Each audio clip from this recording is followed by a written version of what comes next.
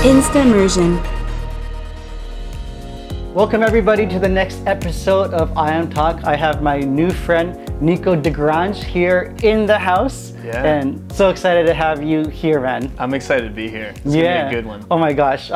It was just actually a few weeks ago, right? We got to meet each other. Yeah. And it was very interesting because I just felt really compelled in the spirit by our conversations that we had, and we can kind of go more into that, right? But I was just thinking, man, we need to have a conversation with each other and actually record it because I feel like there's a lot of good things to share. Nico, tell me, what is it that brought you to Hawaii, and why are you here? The real simple answer is I'm just coming to visit a friend. He just moved out here over the summer. But it's been kind of cool how everything has set itself up in a way.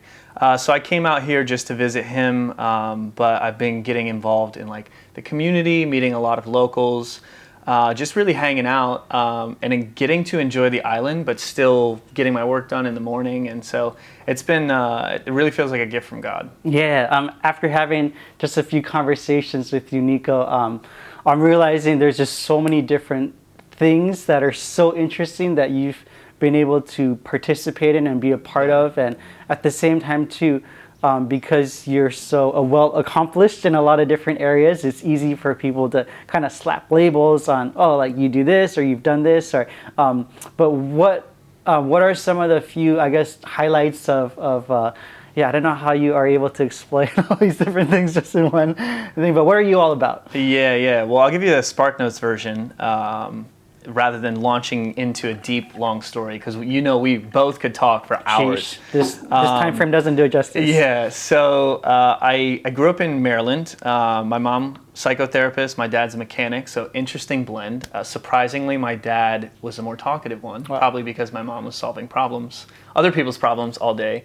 But it launched me into this, I had a unique upbringing in that I was able to understand psychology subconsciously from a really young age, but also have a dad who was extremely technical. Wow. And so I wanted to design cars when I was little, and so my whole trajectory was for that. So I went to Drexel for mechanical engineering, ended up switching after my first year to business and engineering because I was like, I can't sit behind a computer all day and just like practice math problems.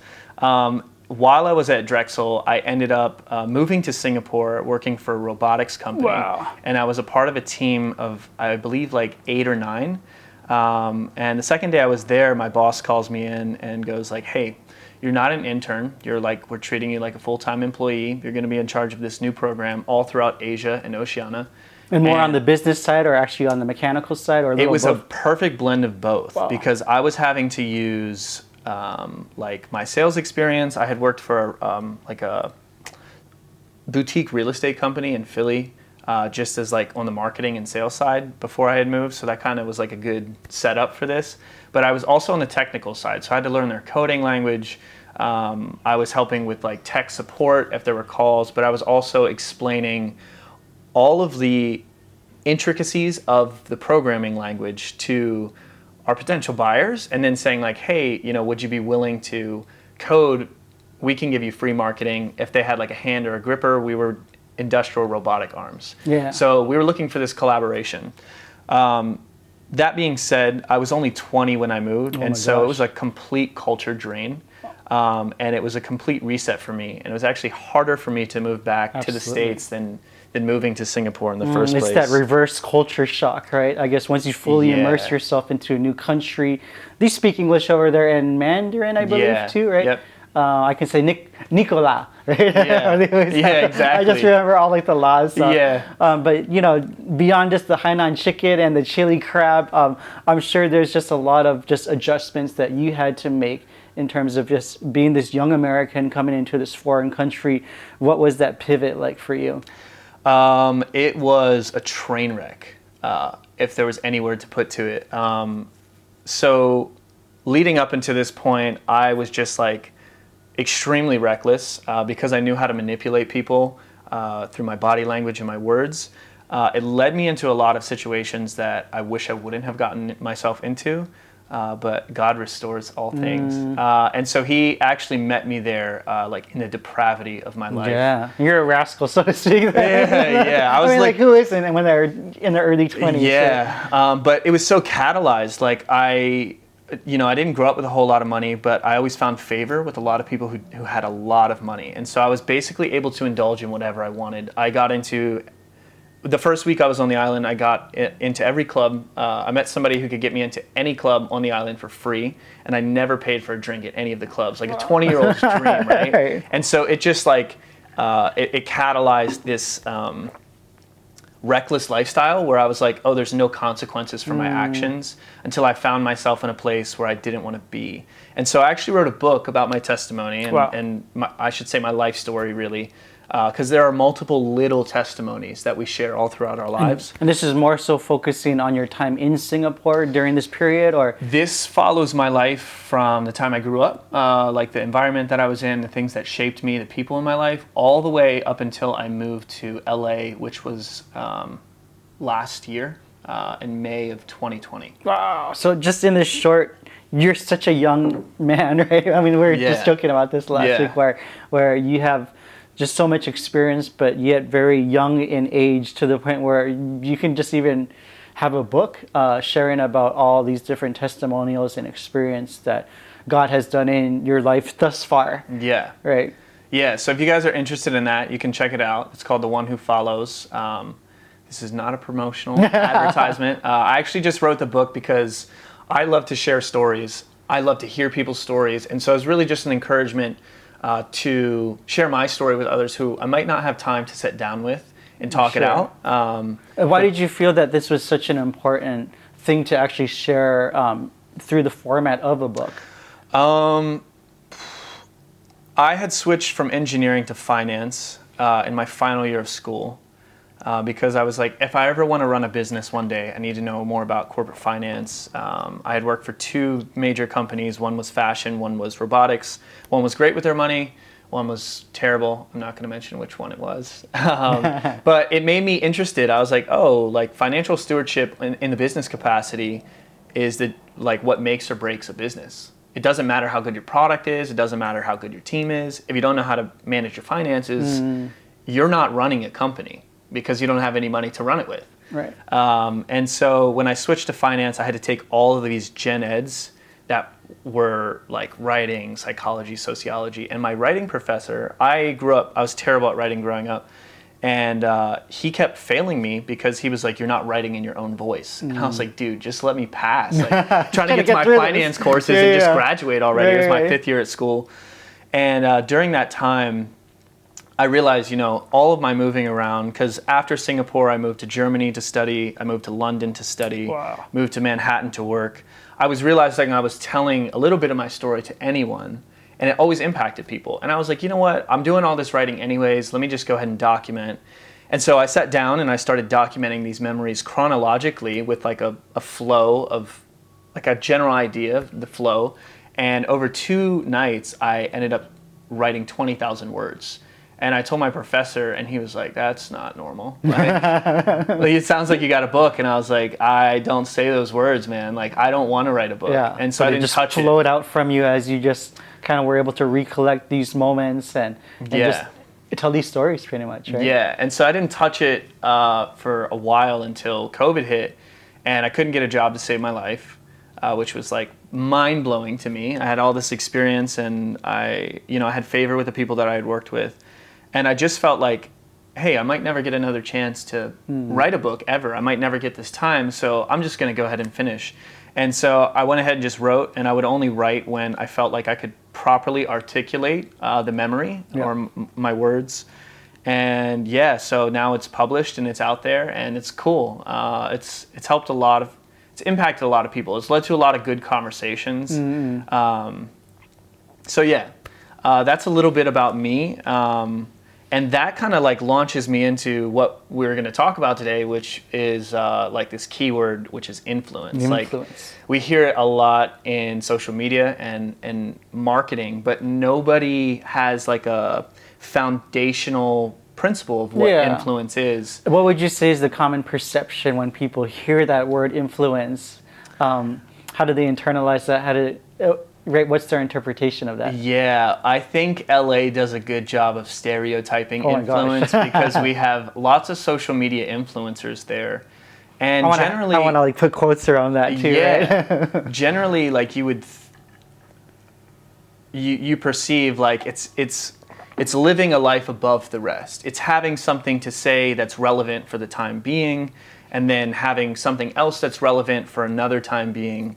But what's actually fascinating about influence is that it is this life presence that dominates whatever is less that's not the right way to say it. It's more everlasting than the other things that it dominates. Influence has to be this much, right? Yeah. Like the sun with the earth might be a good analogy. Like the reason that we're able to receive its heat is because it was burning brighter for a longer time. I like that metaphor. And, we can nitpick about like what analogies might be used or what influence, but we're just going to use this time to like dive deeper into like what this is and what it means to have influence, specifically like within the business place. Because back to cultural perception of influence and social media influencers, it seems that there only needs to be influence for what you're going through in life, and that is pertinent, that's very relevant. But in order to have long-lasting influence and to really be moving forward in life, we need to ground ourselves on something longer lasting than we are, and that has more wisdom than what we're seeking in the current moment, because we're always wiser tomorrow than we are today. So I'm sure there's this huge common misperception too in terms of what is thought to be influence, right? A lot of times we see a lot of these influencers on social media, Facebook, Instagram, and maybe they've tricked the algorithm or been able to figure out a way to get followers, to get likes, but that might not necessarily equate to change, right? Yeah. I mean, it could be like we have more of a following, and it can be like influence, but at the same time too, I feel like in order to promote eternal change, right, there needs to be something so much more than that. Yeah. I think, a good place to start regarding influence is probably like the why of like, why are we trying to be influential? Yeah. Like, what are we trying to achieve? And that's really a heart posture. And so we see a lot of people lie about why they're trying to achieve something. This is the psychological psychoanalysis in me, that I learned from a young age. People can easily lie about why they're intending to do something. They can even lie so well that they lie to themselves, not knowing what's going on in the heart. And so, like the case you presented, there are a lot of people who want to be influential for the sake of solving some deep-seated insecurity within them, whether it's like, life hacking for health, or life hacking for attention, or gaining more social media followers. Like, what's the point of being an influencer? Why do you want to be an influencer? And, this is just something to ask yourself, what is influence to you? Because if you don't have a charted definition for every area of your life of what influence is, then it's probably not a great foundation to build off of. Yeah. And in business, we look at influencers a little bit differently. It's the boss, it's the senior executive. With the startup culture right now and the entrepreneur, this culture of entrepreneurship, which I'm so grateful that I had earlier opportunities before this like culture started burgeoning, like mid 2010s, where everyone's calling themselves a CEO. They can go out, pitch an idea to a venture capitalist and get funding immediately. They build things up and they tear things down quickly. And this is the nature of venture capital. If there's not money flowing into it, it's on to the next thing. And a lot of the times what they're looking for is a good mind, somebody who's really committed to an idea, somebody who's committed to people. And still we find that with this influence that maybe a venture capital has, or maybe the influence of having a title like chief executive officer, chief financial officer, any higher ranking position, draws you into this mode where you're like, I'm not actually creating for the sake of creating anymore. I'm not creating for the sake of serving. There's a different agenda, right? Yes. And business is supposed to be to serve others. And so I tell people this all the time.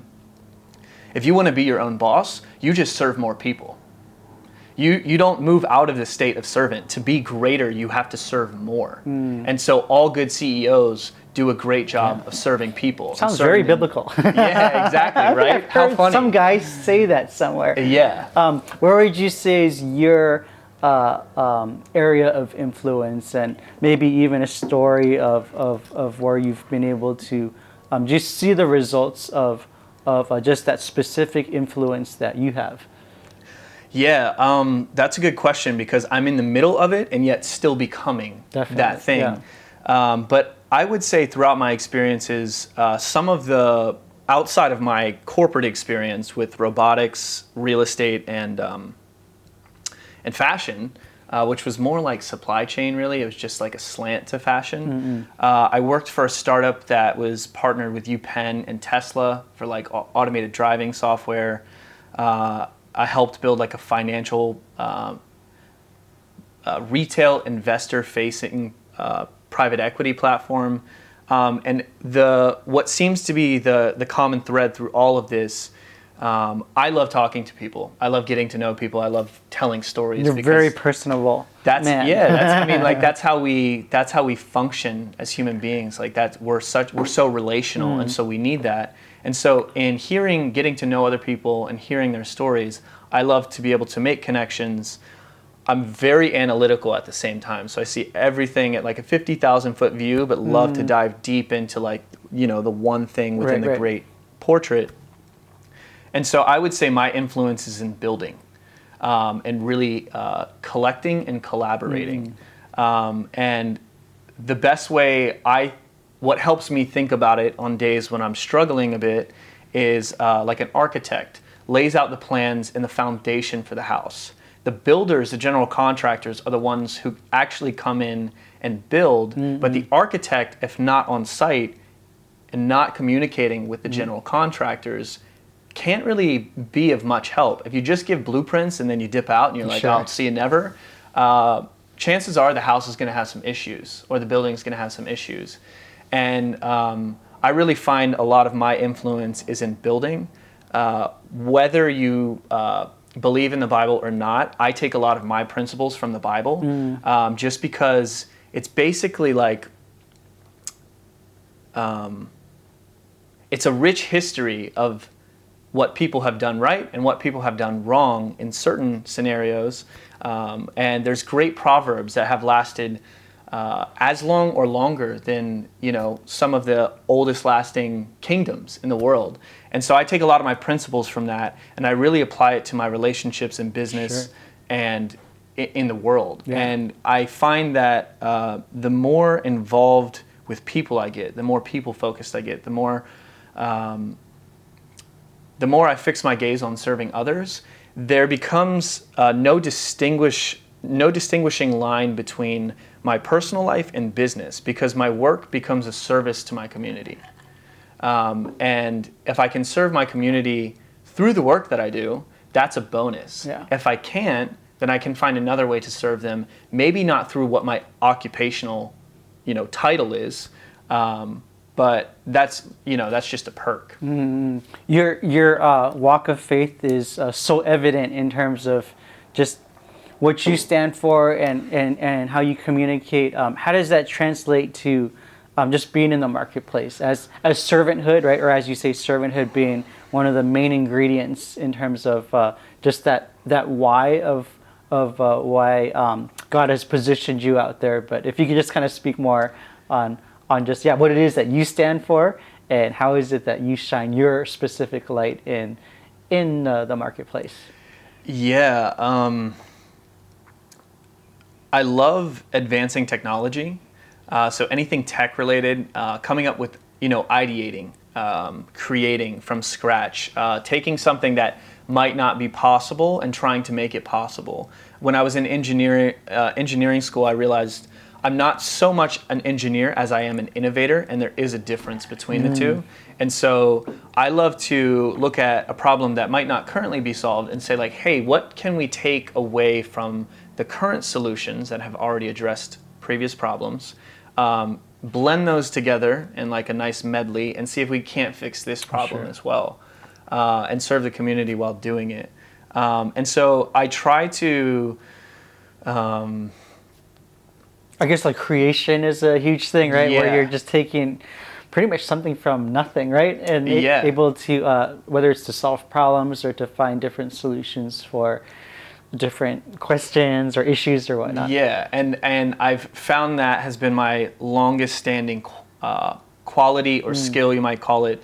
Like ever since I was little, I loved designing and drawing, hence like, wanting to be a car designer. But I find that those skills and those passions are applicable in different industries. So like right now I currently work for a DeFi crypto-based hedge fund, and a lot of those architectural creative skills apply to this area. Like how do we build this from just taking it someone's personal portfolio into like a full-on business? Yeah. And what are all the pieces that need to go there? If I don't know how to do them, who knows how to do them? Yeah. How can we bring this all together? And so it's a lot of that creative energy that starts to structure things together. But at the same time, making sure that before I start my day, and this is what I do personally, is I'm just sitting and I'm praying and I'm asking God, like I need you to lead me today, because the further I get, and this is, I think, what they call imposter syndrome, and a lot of like upper executives or people who have done something very important tend to find themselves in this place. And I would also add on to this, I would never trust anybody who's in a leadership position who is more confident in themselves than all of the experiences, or I should say all the possible outcomes of life. That's a dangerous place to be. It's a very dangerous place to be. And so, walking in humility as I'm leading, and it's this funny contradiction of if you would think before you got to that place that you would really know what you're doing. And obviously nobody wants to hear this, but these are the thoughts of people who lead in humility. And these are the people who lead well, because everything is not on their backs. It's dispersed out over a team. It's dispersed within community. And so to be able to have a leadership influence of whatever your slant is, whether it's creativity or being analytical or whatever it may be, leading with humility shows up as influence in the marketplace. And what the world is now crying out for, as businesses are burgeoning and finances are, countries are prospering, are leaders who lead in humility, and leaders who are willing to say like, hey, maybe I didn't get right this time, and still being able to accept people who are hurting in their comments and whatever they may have to say about your leadership ability, basically like washing your feet, washing their feet, like accepting what they have like as a biblical reference and saying like, okay, but I'm still going to wash your feet. I'm still serving you. I know I hurt you. I take responsibility for it. I know I didn't do this right. I take responsibility for it, but let me wash your feet and let me show you like I'm here to serve you, and this isn't a conglomerate just for my benefit. Given all the experience that you've had, just even through college, into robotics, into Singapore, into different experiences that a lot of people probably wouldn't normally have, where most people just end up growing up in their hometown, maybe staying around the vicinity, but you just being able to almost be this jet setter, this world traveler, have all this different cultural experience, and now being in the Hawaiian Islands, at least for the time being, what's the next chapter ahead for Nico DeGrange? I think it's just getting to know people more, which is what I already do, but just being more intentional, even more intentional with my time, really loving on people. And this gets thrown away a lot of the times in business because we're like, oh, you know, I can't fully love and run a great business. And history would have that otherwise. Yeah. We see a lot of the kingdoms that fell were because people weren't loving and weren't serving, and they were in it for their personal gain. No, and we fully. tend to always think today that we're smarter than the people who have failed in the past.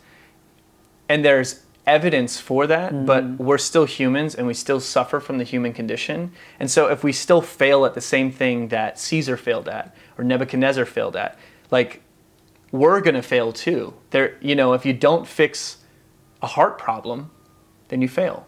Because why would you be in charge of stewarding more if you can't actually take care of people? Yeah. An observation that I have about you as you're meeting all these different people, just this openness that you have as a person in terms of allowing people into your space, and it's just something that I fully just appreciate about cool. Thank your receptivity. We're down to our last 2 minutes, and I just want to give you a little moment to address this camera in front. If there's just anything, maybe there's a venture that you're working on, maybe there's a message and encouragement that you have, but just kind of want to give you free range just to have a little moment to just address our audience. I would say never let the present moment define where you're going to be tomorrow. We can only ever know today in the present moment. We can make plans and they fail, and you have to be willing to roll with the punches. But mainly just to be encouraged. There's an ancient proverb that says, man plans his steps, but God man plans his way, but God establishes those steps.